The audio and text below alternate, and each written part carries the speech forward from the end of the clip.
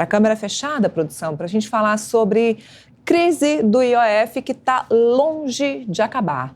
Isso porque o Congresso já disse que não vai aceitar, já pautou para segunda-feira a votação para derrubar o decreto de aprovação do IOF, de aumento de impostos, que seria o suposto plano B do ministro Fernando Haddad em contrapartida ao aumento do IOF, que não foi aceito de primeira pelo presidente da Câmara e pelos demais deputados.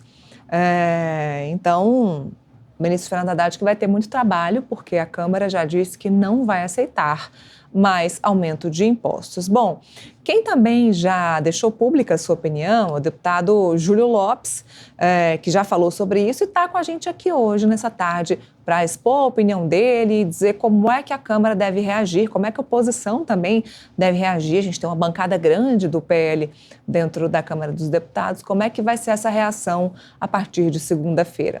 Deputado Júlio Lopes, seja muito bem-vindo ao Boletim. Boa tarde.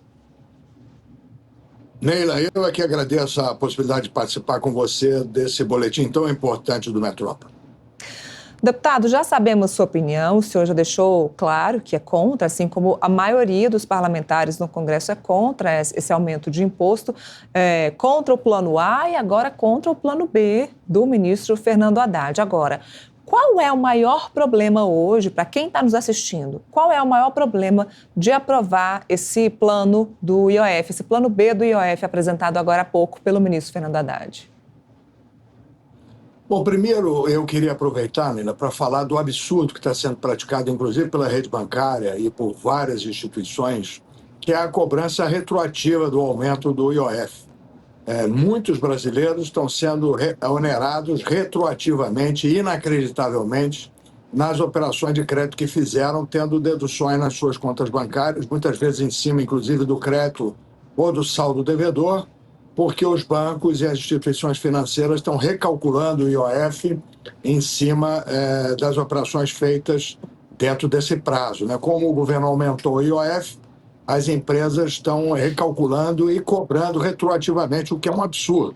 Então fica aqui essa denúncia. Eu estou falando isso, Neila, porque, inclusive, eu jantava com um deputado amigo meu, que é um deputado muito importante, os deputados mais importantes do Congresso Nacional, deputado Agnaldo Ribeiro, que foi ministro das Cidades, enfim, tem uma longa vida no parlamento.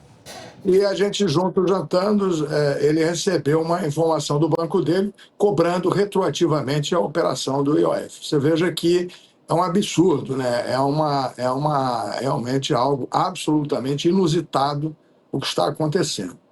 E o que nós vemos é que tão ruim ou pior do que isso que está acontecendo é aquilo que está proposto, porque a gente só vê o governo propondo aumentos de impostos e aumento de carga fiscal. E, ao todo, Neila, já foram 24 ações de aumento de carga fiscal nesses 2 anos do governo Lula. E o que a gente vê é que todas essas ações são tópicas, não resolvem o problema, e o governo fica, então, insistentemente tentando remediar, mexer aqui e ali, desestabilizando a atividade econômica, desestabilizando a vida empresarial, sem a devida êxito, que seria estabilizar o país, resolver o problema fiscal, porque, na realidade, o governo só está apresentando soluções tópicas e nunca uma solução estrutural, uma solução efetiva para mexer na questão do grande déficit público brasileiro, que aí sim teria impacto no juro futuro e no juro presente. A nossa sugestão, Neila, é que o governo faça uma total desindexação do salário mínimo de todos os benefícios de assistência social que hoje a eles estão vinculados. São mais de 70 milhões de beneficiários que são assistidos hoje pelo governo, e nós somos a favor de que as pessoas hipossuficientes, aquelas que de fato precisam, sejam assistidas pelo governo, mas o que não pode é essa assistência estar vinculada ao salário mínimo, porque quando isso acontece, toda a economia e toda a despesa pública fica indexada e a gente, então, não consegue sair dessa armadilha. No momento em que você desindexar do salário mínimo a previdência social e os benefícios sociais, a gente teria uma economia em 10 anos da ordem de 1 trilhão e 200, 1 trilhão e 400 bilhões, que resultariam numa imediata queda de juros, tanto presente quanto futuro.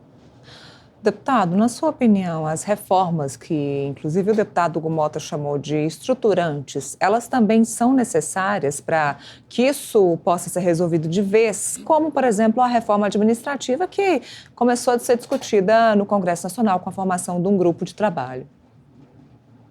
Eu, inclusive, faço parte, né? E uma das coisas que nós vamos colocar, Neila, na reforma administrativa, que é fundamental, eu já venho há muitos anos trabalhando nisso, que é a digitalização do país. Na minha proposta de lei, que está aprovada há mais de 7 anos, e o governo não respeita a lei, não implementa a lei, é você ter o CPF como número único do brasileiro, tendo uma poupança de 60 bilhões de reais na economia como um todo, só da simplificação, da desburocratização da vida brasileira. Eu não sei se você sabe, Neila, mas você, apresentadora aí do Metrópole, tem que ter 23 documentos para tratar da sua cidadania. São documentos que você não manuseia todo dia, não sabe que precisa ter. Eu quero te dar um exemplo. O secretário da Defesa do Consumidor do governo Lula, o Valdir Tidamos, que agora foi assumir a Agência de Saúde Complementar, ele ficou 5 meses para tomar posse no Ministério da Justiça porque não conseguia tomar posse porque não tinha o número do NIS. Essa é a realidade do Brasil. É uma realidade de uma burocracia enorme, de um gasto enorme para coisas que não funcionam, não avançam. Se nós já tivéssemos a nossa lei observada, o escândalo da Previdência não estaria acontecendo, porque na nossa lei tudo teria que girar em torno do CPF e o CPF vinculado a 2 assinaturas digitais, a face e os dedos. Se com a assinatura digital e o CPF estivessem em vigor, nunca teria acontecido e não acontecerá mais episódios como esse que nós vemos do escândalo do INSS. Por quê? Porque o cidadão estaria unívoca e inequivocamente identificado. Então, o governo precisa partir para atitudes efetivas. Essa PEC do equilíbrio fiscal que nós propusemos, ela foi elaborada pelo um competente auditor e nosso colaborador aí na Câmara dos Deputados, que é um consultor da Câmara chamado Paulo Bijos. Ele foi, inclusive, secretário-geral de Orçamento e Gestão da ministra Tebet.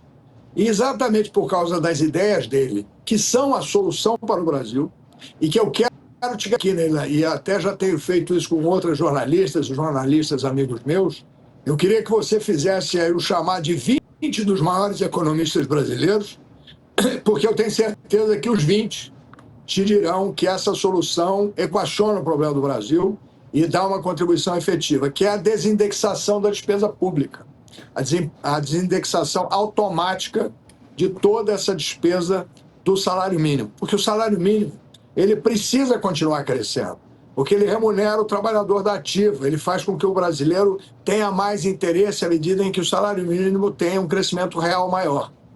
Mas é exatamente esse estímulo que acaba de quebrar a Previdência brasileira de uma vez por todas, que já está quebrada. Os seus telespectadores devem saber que hoje, para cada cidadão que recebe a sua pensão, tem apenas 1,7 pagadores dessa contribuição previdenciária. Não tem nenhuma sustentação econômica, nem de curto nem de médio prazo, quanto mais a longo prazo. Nós teremos em 2040 menos brasileiros do que temos hoje.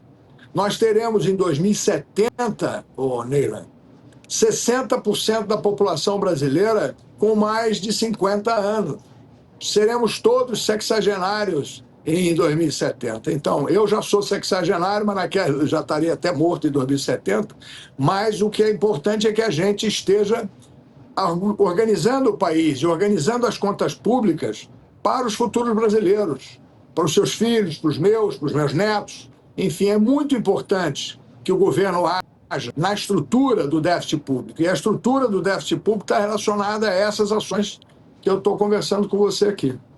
Para eu terminar o assunto da reforma administrativa, é um assunto muito delicado para o governo e também um assunto muito delicado para o Congresso, não costuma ser abordado. E o senhor acredita que agora a reforma ela vai passar de fato, vai ser aprovada em ano pré-eleitoral? Olha, Neila, nós temos muitas oportunidades E a gente tem conversado muito isso, eu junto com o pessoal lá do grupo da Reforma Administrativa, o deputado Pedro Paulo, que é o coordenador, e os outros, que há uma carência tão grande de pessoal na estrutura pública. Todas as agências regulatórias, todo o governo precisa de repor imediatamente servidores para que a máquina pública possa continuar funcionando. Então, nós temos uma oportunidade enorme de, nesta reestruturação, permitir que haja contratação de CLT pelo Serviço Público Nacional, permitir que haja vinculação de desempenho na remuneração dos servidores públicos, enfim, muita ação poderá ser feita nessa reforma. Obviamente, né, Neila, nós não estamos prometendo a você nem aos seus telespectadores darmos uma solução geral ao país, o equacionamento de todos os problemas. Mas uma questão só que é relevante é essa que eu estava te dizendo, né? Então, nós lutamos muito para ter a digitalização do país. Não é razoável, Neila, que hoje, em 2025, a gente ainda tenha todo o Ministério da Saúde lidando com receitas analógicas assinadas analogicamente. O que quer dizer isso para o brasileiro aí, o seu telespectador? Hoje o sujeito pega um garrancho, que é um pedaço de papel escrito por um médico qualquer, assinado com outro garrancho, e submete ao Ministério da Saúde para tirar remédios de centenas de milhares de reais. Eu posso te dar um dado, e você, como jornalista, vai poder apurar. Outro dia estava na capa do Globo e da Folha de São Paulo.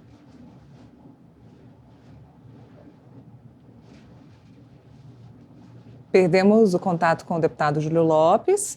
Se ele voltar, a produção vai me avisar, mas estávamos conversando. O deputado voltou. Falhou aí? Opa, desculpa que entrou uma ligação aqui. Voltamos. E eu estava te dizendo, Neila, um medicamento, por exemplo, de uma doença raríssima, chamado ELA. 135 portadores dessa doença receberão do melhor e maior serviço público de saúde do mundo, que é o SUS, um medicamento que custará para essas 135 pessoas 1,5 bilhões de reais. Você acha que é razoável que o controle de tudo isso seja feito analogicamente? Então, o que nós queremos como primeiro...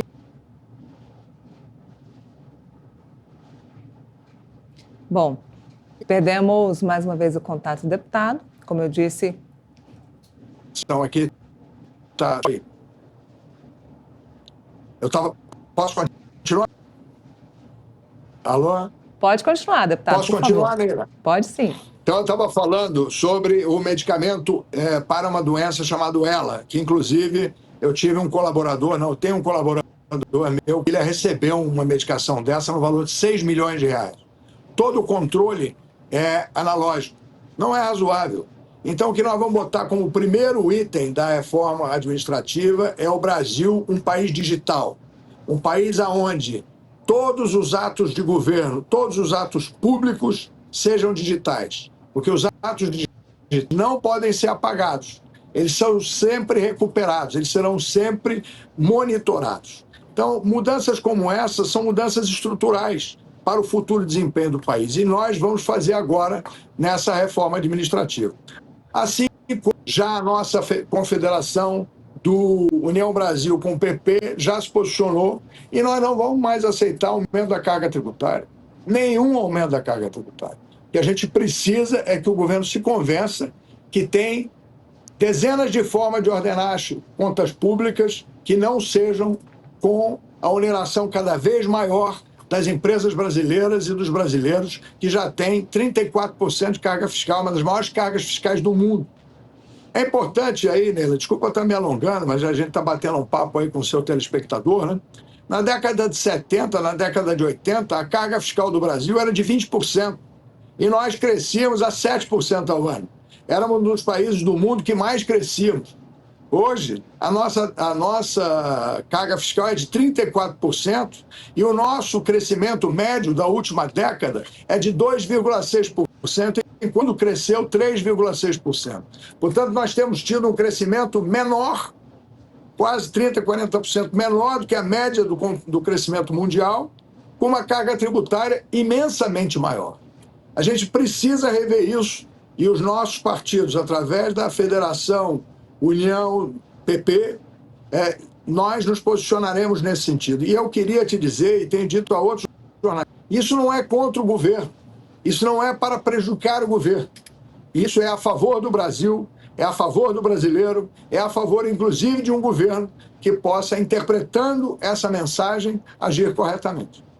Deputado, nesse momento que a gente discute, né, o Congresso discute, o Executivo discute essa questão de corte de gastos, a gente vê na semana que vem uma possível votação no Senado sobre o aumento de número de deputados. Isso vai onerar a folha da Câmara em milhões de reais. É claro que milhões de reais não chegam nem perto dos bilhões que o Brasil precisa de fato arrecadar, mas é um exemplo que a Câmara está dando aí num momento que a gente precisa fazer um corte. Também tem a questão dos supersalários, que a gente não vê nenhuma discussão sobre isso. Então, o senhor não acha que é um pouco incongruente essa decisão do Congresso nesse momento?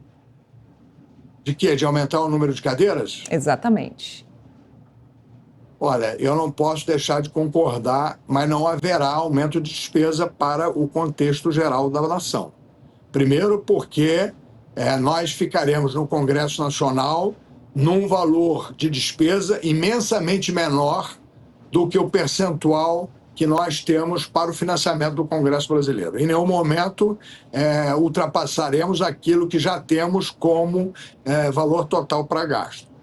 Mas que a sinalização pode não ser boa, pode não ser. Agora, nós temos aí que entender que o Estado do Rio de Janeiro, por exemplo, ficará com um problema de subrepresentação enorme. A gente talvez tenha que discutir isso aí de uma melhor forma, mas acho gravíssimo que alguns estados fiquem subrepresentados no contexto do Congresso Nacional. E o Rio de Janeiro ficaria. Daí a minha posição a favor. Não só porque sou parlamentar, eu ia perder, por exemplo, 12 deputados estaduais. As cidades ficariam sem representação. Nós teríamos uma redução da representatividade que seria, no meu entendimento, muito mais danosa do que, eventualmente, o gasto de despesa que o Congresso ou a ALERJ terão.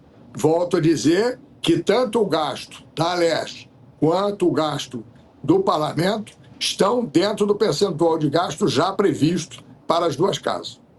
Entendido. Para a gente encerrar, deputado, quais os próximos passos, então, do Congresso contra a questão do aumento do IOF?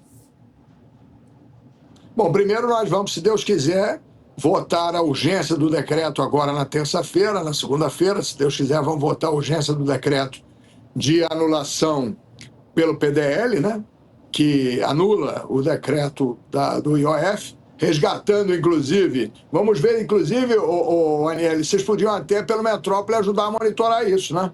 Se nós,